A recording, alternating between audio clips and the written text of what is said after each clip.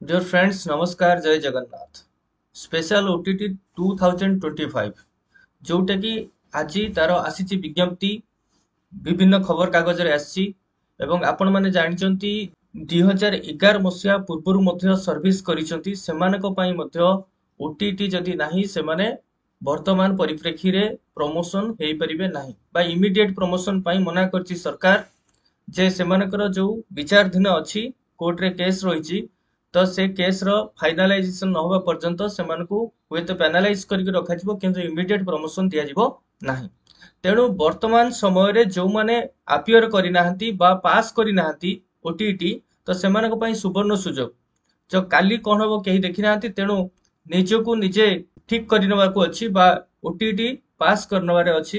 तेणु एई जो special OTT रहिछि 2025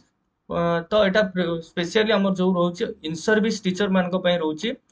तो विगत दिन मध्य एमती स्पेशल ओटीटी आसीतिला जोटा कि इन सर्विस टीचर मानक पई आज मध्य रिलीज होछि जहा बा विज्ञप्ति प्रकाश पाइछि से मध्य से 2025 रे रहिछि special OTT only for in service teachers.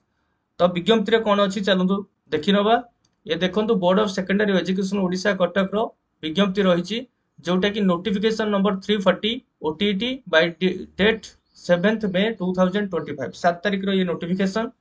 एवं एथिरे रहिछि applications are invited from eligible candidates for appearing at the special Odisha teacher eligibility test 2025 as per the following guidelines.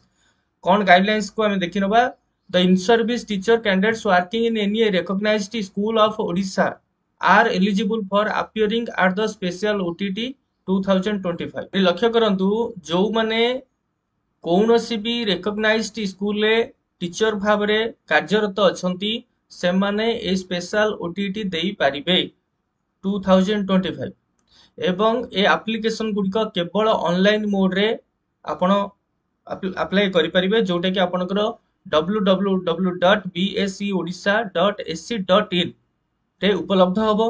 एवं जो ऑनलाइन लिंक रहिछि से अवेलेबल हबो आपनक पई 24/7 आवर्स जोटा कि for paper 1 and paper 2 separately हबो जोटा कि 9 तारिख रु हमर 22 तारिख भितरे एवं 9 तारिख रो 8टा AM रो अर्थात 9 तारिख सकाळ 8टा रु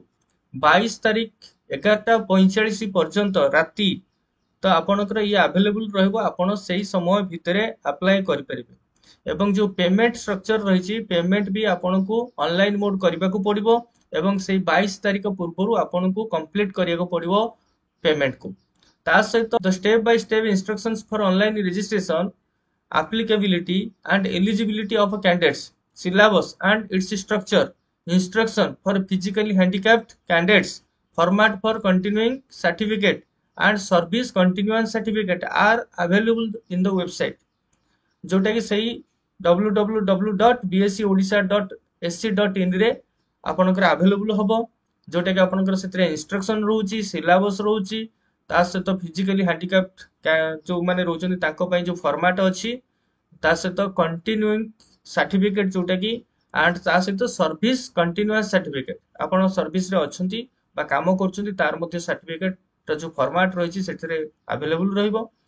ता सहित candidates can appear paper 1 and paper 2 or both the papers as per their eligibility जदि जणे चाहिबो पेपर 1 देई पारे पेपर 2 देई पारे बा तार एलिजिबिलिटी जदि अछि दुईटी जाक दबा पई से चाहूची ता मध्ये से देई पारिबो एवं कोनोसी परिस्थिति रे आपनकर जो लास्ट डेट रहउची 22 तारिख ता परे ये ग्रहणीय हबो नाही बा आ कोनोसी परिस्थिति रे एक्सटेंड हबोनी एवं जो फीज जो रहउची थरे पेड ही सरला परे से आ कोनोसी परिस्थिति रे रिफंड हबो नाही and in case the information furnished or documents uploaded by the candidates is found to be false